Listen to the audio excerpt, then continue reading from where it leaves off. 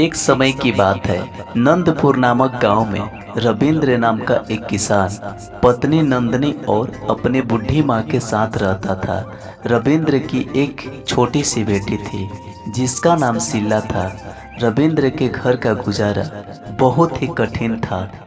रविंद्र के पास एक छोटी सी जमीन थी जिस पर वह सब्जियों की खेती करता था। सब्जियां तैयार हो जाने के बाद उन्हें गांव के बाजार में बेचता था, लेकिन उस गांव में सबसे बड़ी समस्या पानी की थी।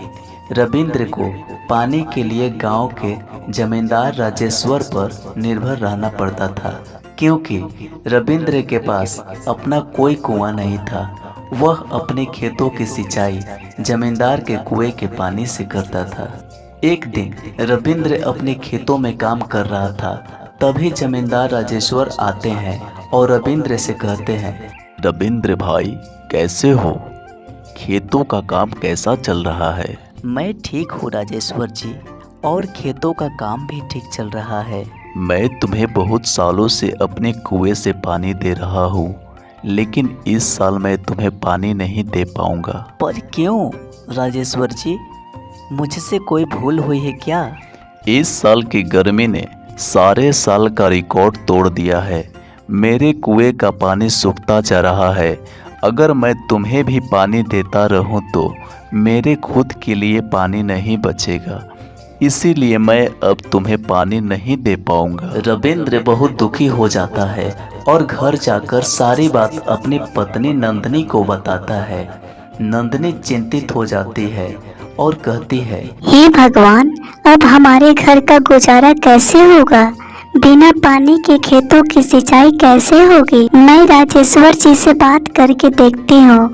और वह जमींदार के घर की ओर निकल पड़ती है। राजेश्वर जी घर में है क्या? हाँ, कौन है भाई? रुको, आता हूँ। राजेश्वर जी, रविंद्र ने मुझे बताया कि अपने हमें कुएं का पानी देने से मना कर दिया है। हाँ, यह सच है कि मैंने रविंद्र को पानी देने से मना कर दिया है। इस साल गर्मी बहुत ज़्यादा पड़ती है और मेरे कुएं का पानी बिल्कुल सूख गया है। अगर मैं तुम्हें पानी देता रहूं तो मुझे खुद के लिए भी पानी नहीं बचेगा। पर इतने सालों से हम आपके कुएं का पानी इस्तेमाल कर रहे हैं। हमारे पास कोई दूसरा साधन नहीं है। हम पानी कहाँ से लाएंगे? मुझे भी इस बात का अफसोस है, लेकिन मैं कुछ नहीं कर सकता हूँ। नंदनी दुखी होकर लौट जाती है और रविंद्र को बताती है कि राजेश्वर ने पानी देने से मना कर दिया है। दोनों इस समस्या से परेशान हो जाते हैं। रविंद्र सोचता है, हमारे पास पैसे भी नहीं है कि हम कुआं खुदवा सके, लेकिन हम खुद से कुआं खोदने का काम शुरू करते हैं। विचार अच्छा है, लेकिन इसमें काफी समय लगेगा। रविंद्र और नंदनी अपने खेतों के पास कुआं खोदने का काम शुरू करते हैं। 15 दिन की मेहनत के बाद कुआं तो तैयार हो जाता है, लेकिन गर्मी के कारण कुएं में पानी नहीं होता। निराश होकर वे घर लौटते हैं। क्या घर में थोड़ा सा पानी बचा है? थोड़ा सा पानी बचा है, लेकिन इसे इस्तेमाल करने की कोई उम्मीद नहीं है। नंदनी एक गिलास पानी को पुरानी मटकी में डालती है और देखते ही देखते मटकी भर जाती है। दोनों आश्चर्यचकित होते हैं। यह तो जादुई मटकी है। देखो इसमें कितना सारा पानी है। रविंद्र ने कुएं की समस्या को हल कर दिया और पूरे गांव को इसकी जानकारी देता है। सभी गांव वाले रविंद्र के कुएं से पानी भरने लगते हैं। वहीं दूसरी ओर राजेश्वर का कुआं पूरी तरह सूख चुका था।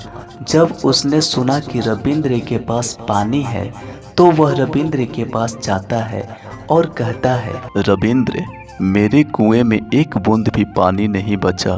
क्या तुम मुझे अपना पानी दे सकते हो? राजेश्वर जी, भला ये कैसी बात कर दी आपने? आप जितना चाहे पानी ले जा सकते हैं।